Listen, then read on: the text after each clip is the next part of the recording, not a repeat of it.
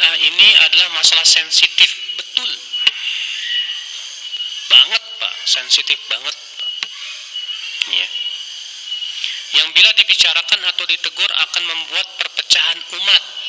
Betul Pak. Sahih. Tapi kalau kita diam, berakibat bid'ah merajalela, sunnah semakin hilang. Kalau kita bicara, berakibat jadi kayak ada gesekan. Tapi kata Imam Asy-Syatibi apa? Mudarat tersebar dan merajalelanya bid'ah itu lebih besar dibandingkan mudarat daripada gesekan yang muncul akibat membantah bid'ah.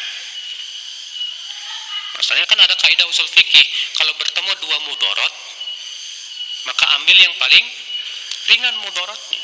Nah, sekarang kalau kita diam, antum semua diam, itu semakin menyebar, semakin merajalela. Kita diamkan. Jangan. Kita harus jelaskan. Ya, makanya kata Imam Ahmad apa? Fa idza sakattu ana wa sakatta anta, kalau aku diam kamu diam, kapan orang bodoh tahu ini benar ini salah? Kapan? Sekarang kalau kita menjelaskan maksiat, pelaku maksiat juga ngambek, Pak. Kita menjelaskan tentang bahaya LGBT misalnya, itu orang-orang LGBT marah, Pak. Apakah hanya karena takut berpecah belah, kemudian kita diam? Apa bedanya? Sama halnya dini. Apalagi bid'ah itu sangat merusak kemurnian Islam. Iya. Apakah tidak ada lembaga resmi yang memberikan pencerahan? Nah, ini masalahnya nggak ada, Pak. Iya. Nggak ada lembaga yang resmi yang memberikan pencerahan. Yang ada banyak juga yang malah kemudian membela kebid'ahan. Ya. Ini yang kita tentunya tidak inginkan, akhwal Islam.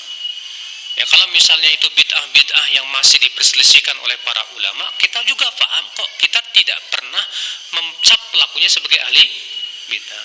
Tapi kan masalah khilafiyah, yang satu mentarji ini bid'ah, yang satu mentarji ini bukan bid'ah, soal biasa, sama dengan masalah fikih. Apa bedanya? Masalah fikih misalnya, mazhab Syafi'i mengatakan makmum baca Al-Fatihah di belakang imam, baik sir maupun jahar. Imam Ahmad mengatakan kalau jahar diam, kalau sir baca. Abu Hanifah mengatakan jangan baca sama sekali.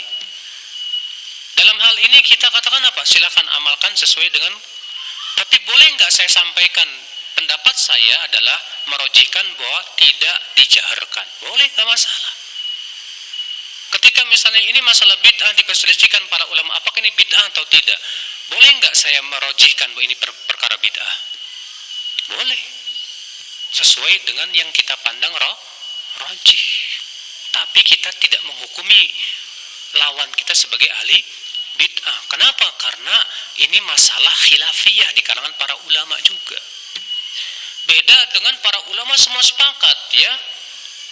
Ulama yang dimaksud dengan ulama di sini ulama-ulama Ahlus Sunnah wal Jamaah, terutama ulama salafus saleh.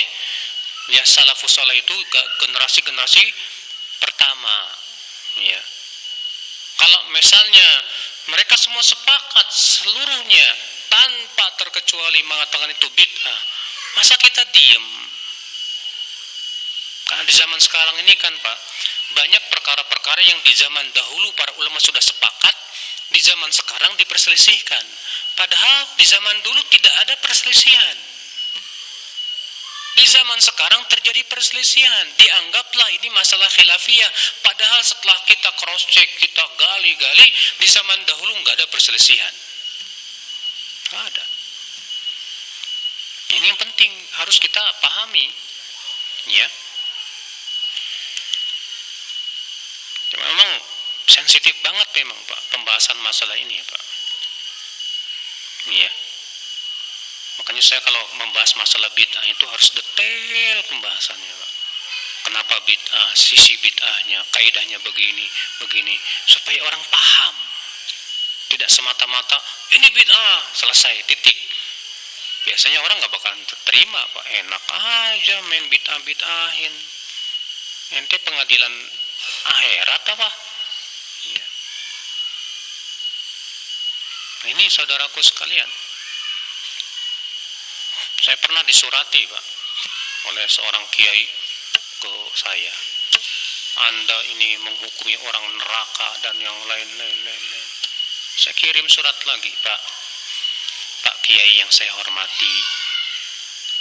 Ya, beda menghukumi neraka dengan menghukumi perkara itu bid'ah atau salah secara syariat. Karena yang saya hukumi ini hukum masalah dunia. Adapun masalah neraka itu urusan Allah, bukan urusan saya. Maka saya hukumi ini bid'ah karena berdasarkan dalil-dalil.